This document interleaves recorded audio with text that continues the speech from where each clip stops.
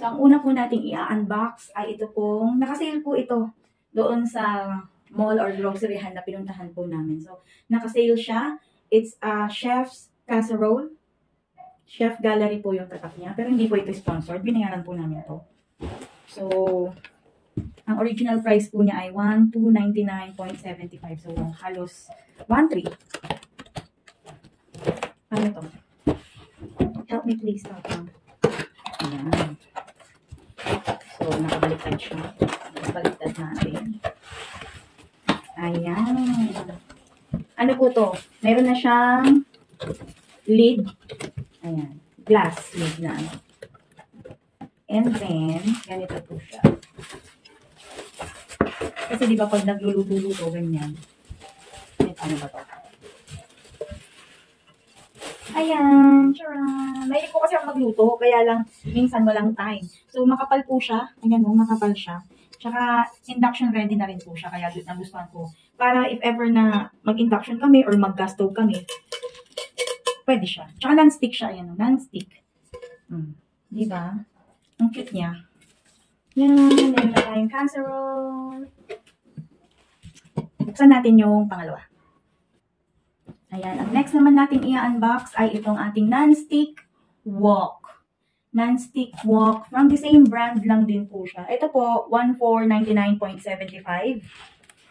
Ayan. Yung casserole, nabili lang po namin siya ng 1,169, 1,160. Naka-sale siya. So, ito, buksan po natin. Masyadong inahin po yan.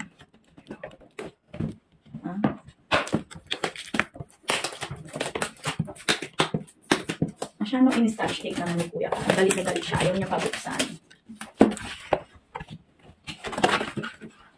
So, ito, from 1,500. Magkano natin nabili ito? Magkano na ito? 1,200. Ito from 1,500.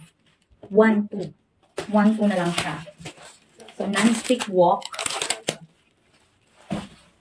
Hindi, 1,600. 1,600 to? Hindi, 1,500. 1,499.75 eh. So, ganun din po siya. Glass lid pa rin po siya. Yan o.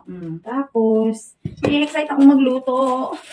Magluluto tayo dito ng paksiw. Guys, ayan o. 1,035 yun, sir. Ha? 1,035 yun. 1,035 yun. Yung casserole. Yan, 1,169. Ayan. Ito naman, from 1,500, 1,169 na lang siya. So, nakasale. Hindi kasi kami bumibili or hindi ako bumibili ng hindi nakasale. Parang hanggat may nakasale. Sana hanggat may nakasale. So, ano na rin po siya, induction ready na rin po siya. Makapal din siya. Ayan, makapal. Non-stick. Ayan. At saka ano naman. Ito mas mabigat ito kaysa dun sa mga iba na non-stick.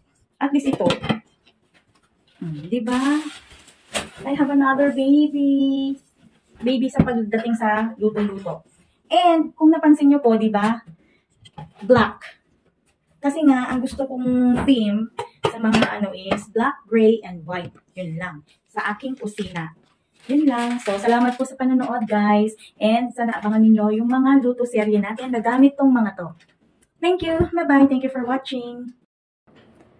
O, diba guys, bagay na bagay sila sa aking kusina. Ano? They are so beautiful. I can't wait to use them on my luto serye. Thank you for watching. Bye-bye.